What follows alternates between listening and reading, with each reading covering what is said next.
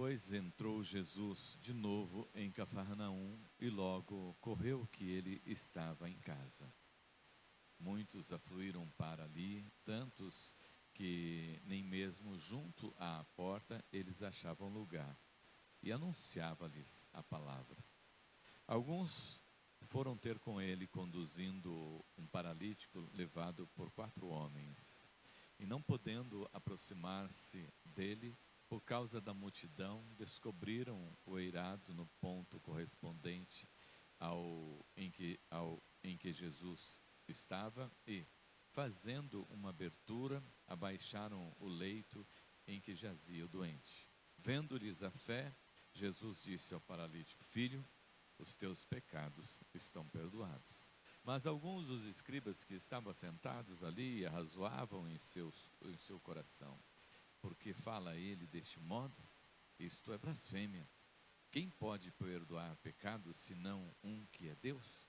E Jesus, percebendo logo por seu espírito que eles assim arrazoavam, disse-lhes: por que arrazoais sobre estas coisas em vosso coração? Qual é mais fácil? Dizer ao paralítico: estão perdoados os teus pecados? Ou dizer: levanta, toma o teu leito e anda? Ora, para que saibais que o Filho do Homem tem sobre a terra a autoridade para perdoar pecados, disse ao paralítico: eu te mando, levanta-te, toma o teu leito e vai para a tua casa. Então ele se levantou e no mesmo instante, tomando o leito, retirou-se à vista de todos, a ponto de admirarem-se de todos e darem glórias a Deus, dizendo: jamais vimos coisa assim. Amém. Amém? Você já fez algum esforço para levar alguém até Jesus? Você já chegou em algum momento da sua vida que você olhou para a pessoa e falou assim: eu preciso levar essa pessoa para Jesus? Você chegou nesse momento quando você disse: é só Jesus e eu vou levar essa pessoa para Jesus? Você já pagou um preço muito alto para levar alguém para Jesus? Um preço alto no sentido de você ter que investir seu tempo. Preço alto no sentido de você ter que enfiar a mão no bolso, né, para poder ajudar essa pessoa. Num preço alto no sentido de você ter que fisicamente carregar essa pessoa, conduzir essa pessoa até Jesus. Você ter que deixar o que você está fazendo para levar essa pessoa até Jesus, porque você reconheceu que só Jesus poderia resolver o problema dessa pessoa. Isso já aconteceu com você? Você já fez esse esforço, né? Nós estamos aqui com os missionários, né? E um dia que a Bruna deu o testemunho dela, falou assim: eu estava lá na minha cidade, com a minha casa montada, morando sozinha, e aí eu decidi que Deus me chamou e eu vendi todos os meus móveis, vendi o que eu tinha na casa e eu vim para cá. Vim para cá não, vim para Jocum, e servindo ao Senhor, né? Ela se desfez de algumas coisas para ela buscar ao Senhor, para ela estar na presença do Senhor. Se desfez de algumas coisas para poder estar aqui levando o Evangelho a algumas pessoas. O Evangelho, amados irmãos, quando Jesus chamou os discípulos e disse: vinde após mim para fazer de vocês pescadores de homens, Jesus os levou a uma tomada de decisão muito séria, que era realmente deixar tudo para investir a vida no reino de Deus. Eles precisavam entender que eles não podiam estar apegados a nada desta vida para poder pregar o Evangelho. Porque as coisas deste mundo nos atraem com muita facilidade, né? E nós nos deixamos ser seduzidos com muita facilidade. Nós temos um hino que diz assim: quantos que corriam bem, mas de ti longe agora vão. E se você for perguntar para as pessoas por que elas deixaram de servir, por que elas deixaram de ir à igreja, por que elas deixaram o ministério que um dia elas abraçaram, por que elas deixaram uma vocação que um dia tiveram, por que elas deixaram um chamado tão bonito para trás, por que deixaram de servir ao Senhor como serviam no início? Cada uma vai ter a sua desculpa. Ah, mas eu precisei de me afastar porque eu tive um problema. Ah, eu precisei de me afastar porque eu tive que trabalhar mais. Ah, eu precisei de me afastar porque minha família precisou de mim. Porque isso. Então, muitas serão as desculpas, né, que as pessoas vão apresentar. E os discípulos, quando Jesus falou com eles, era para que eles tivessem a ideia do seguinte: ó, não tem volta. É para ir e ficar. Depois ele também ensinou, né, quando ele foi chamar aquele jovem, ele disse: olha, senhor, mas deixa eu primeiro lá sepultar os meus pais. Jesus foi até um pouco grosseiro com eles, né? Ríspido, né? Deixa os mortos que enterrem seus mortos. Você vem e segue-me. Né? Jesus não estava desprezando a família. Jesus está falando a respeito do valor do chamado, da importância do chamado, da importância da vocação, né? Porque ele precisava que os discípulos entendessem isso. Conosco também, amados irmãos, nos nossos dias, nós somos desafiados a continuar pregando o Evangelho. Podemos até entender que existem muitas igrejas. Olha quantas igrejas existem aqui na nossa cidade. Quantas pessoas estão anunciando o Evangelho? Né? Pela mídia também, muitas pessoas. Mas só que existem aqueles que não estão para ouvir da mídia e nem dessa igreja estão aí. Estão para ouvir de você. Quando o Senhor mandou Felipe ir lá para aquela estrada deserta, é porque ele ia falar para uma pessoa e era Felipe que tinha que falar com aquela pessoa. Não era outro. Né? Por isso nós não podemos esperar dos outros. Nós precisamos fazer. Se o Senhor te chamou, é para você fazer. E se o Senhor nos chamou e é para nós fazermos, nós vamos ter que entender que tem um preço a ser pago. Eu não sei qual vai ser o preço que você vai ter que pagar para realmente levar alguém que você tem que levar para Jesus, né? Nesse texto aqui que nós lemos, existiam aqui 4 amigos, muito joia, 4 amigos muito crente, né? Eu estava conversando com o pastor Zé Roberto, né? Ele vai pregar na próxima quarta-feira aqui.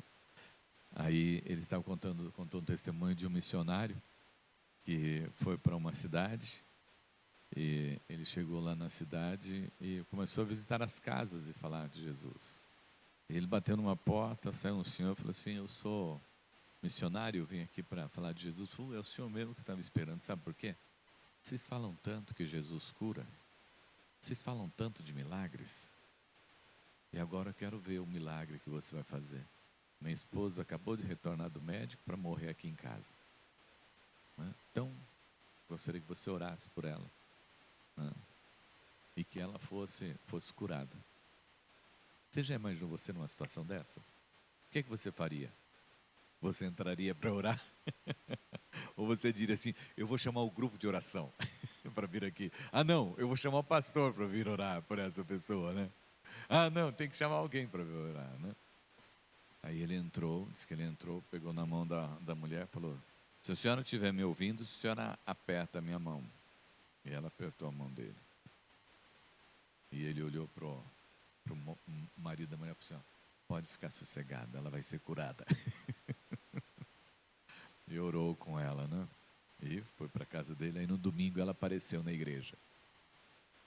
Né? Então, né? São essas pessoas de fé, né? Que estão presentes hoje aqui. Não são outras pessoas, não. Sou eu, vocês, nós somos esses. Temos recebido esse ministério do Senhor. O Senhor tem nos otorgado essa autoridade. O que muitas vezes tem faltado para nós é o quê? Coragem para falar mesmo, né? Atitude, né? Para falar em nome de Jesus e crer, né, que Ele faz milagre. Olha o que esses 4 amigos fizeram. Chegaram e disseram: ó, hoje você vai ser curado. Nós vamos levar você para a presença de Jesus. Aí ele falou: mas como? Ah, nós vamos colocar você numa máquina, está tudo bem. Aí imagina a hora que ele chegou e ele viu aquela multidão. Como é que vocês vão conseguir me levar até lá? Como que vocês vão conseguir fazer isso? Eu até que gostaria de chegar até a presença de Jesus, porque eu acredito que Ele vai me curar. Ele disse, não fica sossegado que nós vamos levar você. Agora imagine que eles sobem com uma pessoa na maca, no telhado da casa. Eles poderiam ter dito, olha, sinto muito, nós até tentamos, né? Mas não vai dar. Nós não vamos conseguir chegar lá. Não, mas eles subiram no telhado da casa. Mas eles subiram no telhado da casa, eles descelharam a casa e foram lá fazendo o cálculo, né? Olha, eu vi que Jesus estava pregando bem no canto da sala, né? Então é lá que nós vamos ter que destelhar a casa para descer, né? Porque nós não podemos descer na cabeça dos outros, não podemos descer nos pés dos outros, nós temos que descer exatamente ali onde Jesus está. E assim esses 4 amigos fizeram com aquele paralítico. Desceram lá na frente de Jesus. Às vezes, amados irmãos, não basta nós só dizermos para a pessoa, toma um folhetinho. Às vezes não basta nós dizermos para a pessoa, olha, você está precisando de Jesus.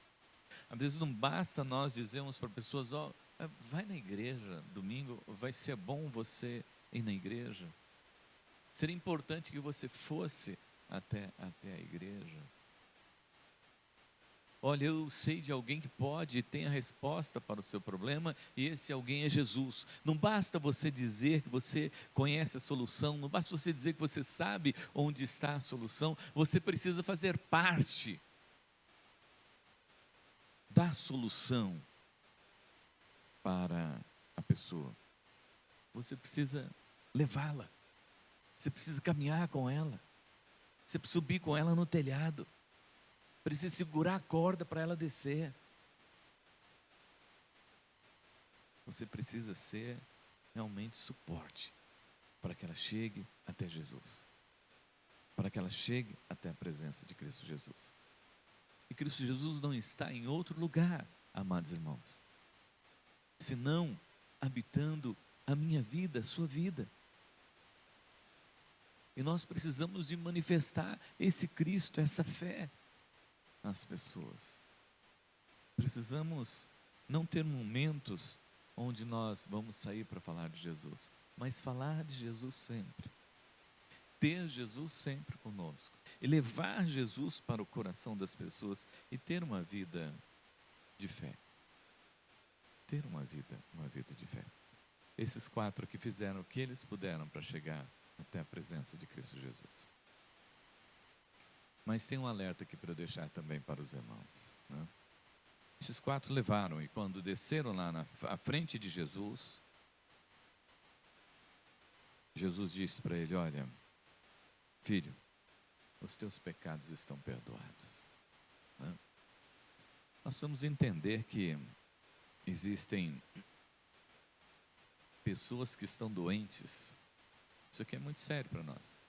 Tem pessoas que estão doentes, físico, emocional, espiritual, dores no corpo, feridas no corpo e também na alma, né? Por causa de pecado. Porque não conseguiram perdoar. E porque não conseguiram pedir perdão. Outro dia eu conversava com uma pessoa e ela falou, mas daí o que vai acontecer? Eu falei, você vai para o inferno. Mas pastor, eu vou para o inferno? Se você não perdoar, se você não liberar perdão, você vai para o inferno. Só tem um lugar para você ir. Você pode frequentar a igreja. Você pode frequentar a igreja, sim. Pode ir na igreja. Mas se você não perdoar, você vai para o inferno. Você vai adoecer. Você vai morrer. Vai ser comido pelos bichos e vai para o inferno. Então, quando Jesus olha para aquele homem, ele diz, filho, perdoados estão os teus pecados. Porque aquela enfermidade dele havia sido causada por causa de pecado. Por causa de pecado. E então Jesus diz para os seus pecados estão perdoados. Mas eu disse que eu ia falar para os irmãos sobre um problema muito sério que às vezes aqueles que caminham conosco e que duvidam da fé e que questionam a fé. Aqui os escribas e fariseus disseram que Jesus estava blasfemando, né? Questionaram a Jesus, né? Questionaram a Jesus. Ah, mas Jesus não veio aqui só para fazer milagres, né? Por que tem que acontecer milagres, né? Jesus veio aqui para pregar, para anunciar o seu evangelho, para salvar o homem do pecado, do inferno e da morte. Mas ele veio e ele faz milagre também nos nossos dias. Mas muitas vezes tem aqueles que questionam ainda a respeito do orar por milagres. Glórias a Deus que a Igreja Presbiteriana Independente, ela declarou lá na sua Constituição, né, que nós cremos, né, nos dons. Os dons são contemporâneos, né? Nós cremos que os dons devem ser usados hoje e que milagres realmente acontecem nos nossos dias e que nós devemos orar por milagres. E precisamos orar e orar com fé. Uma vez eu estava começando um ministério, fui orar para uma pessoa que estava com câncer fase terminal, a pessoa foi comigo, uma pessoa já muito antiga da igreja. Ela falou, pastor, mas, né, me vendo moleque, né, começando o ministério, o senhor vai orar para que ele seja curado? Eu falei assim, eu vou, mas e se ele não for? O problema não é meu. É o Senhor que sabe todas as coisas. Eu vou orar, por quê? Eu tenho que orar, é meu dever orar. Agora, a cura vai acontecer se Ele quiser. Se Deus quiser, vai acontecer. Mas a minha missão é orar. É orar e ter fé para que aconteça a cura. Mas se não for da vontade de Deus, não vai acontecer. Mas eu preciso de orar. Eu preciso crer. Mas nós vamos encontrar aqueles que parece que torcem contra, né? Que fazem essa pergunta. Mas e se? Não existe se para nós. E se é com o Senhor, é Ele que responde tudo e todas as coisas. Eu preciso orar e crer no milagre. Porque o meu Deus é um Deus de milagres. Foi Ele que criou o homem, a sua imagem e semelhança, foi Ele que abriu o mar, foi Ele que afogou o faraó e o seu exército lá, né?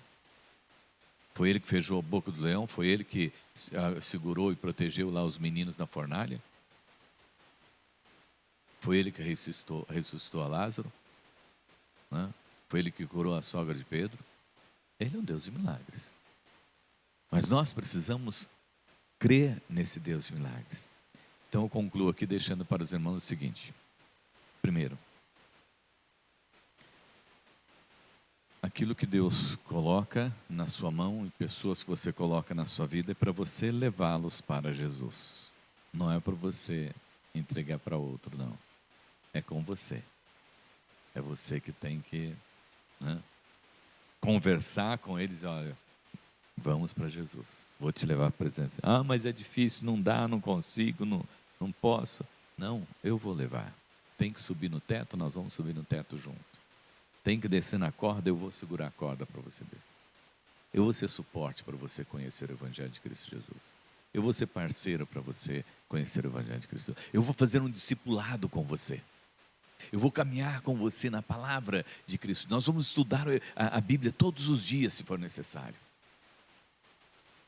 Mas você vai conhecer a Jesus como o único suficiente Salvador. Você vai conhecer esse Cristo dos milagres. Foi isso aqui que esses homens fizeram. Deixando isso aqui também com os irmãos. Vendo a fé. Jesus tem um coração tão grande, né? Sua misericórdia se renova a cada manhã sobre as nossas vidas. E quando Ele vê a nossa fé, e quando Ele vê como nós cremos, Ele não aguenta, né? Ele se rende. E Ele vem ao nosso encontro. Ele ouve a nossa oração. Ele atende ao nosso clamor. E Ele prepara todas as coisas. Nos detalhes, irmãos. É nos detalhes Deus prepara todas as coisas, né? Mas vai acontecer de você encontrar aqueles que vão querer te desanimar, né? Vão querer dizer para você, não vai, não é. questionar os milagres. Vai acontecer aqueles. Mas não dê bola para isso, não. Jesus nem ligou para eles. Jesus nem deu bola para eles. Jesus disse, ó, vocês não querem que eu fale que eu estou perdoando pecados? Então, levanta, toma um leito e anda.